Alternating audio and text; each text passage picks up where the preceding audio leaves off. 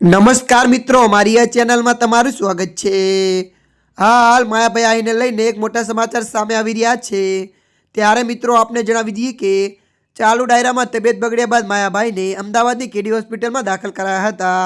લોક સાહિત્યકાર માયાભાઈ આઈની તબિયત હાલમાં સારી છે। તેમની તબિયત સુધાર પર છે અને તેમના ચાહકો પણ ખબર અંતર પૂછવા આવી રહ્યા છે।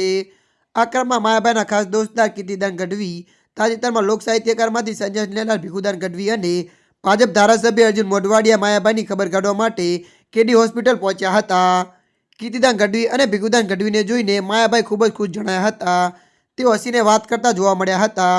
કેડીના ઝુલાસરમાં ચાલુ ડાયરામાં માયાભાઈને હાર્ટ એટેક આવતા તેમને કેડી હોસ્પિટલમાં દાખલ કરાયા હતા।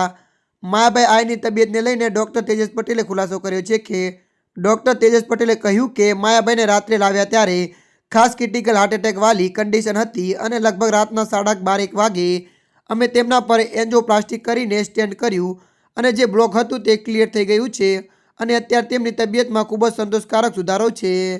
ત્યારે મિત્રો હાલ માટે આટલું, મળીશું નવી અપડેટ સાથે। જો તમને અમારો વિડીયો પસંદ આવે લાઇક, શેર અને સબસ્ક્રાઈબ કરી નાખજો।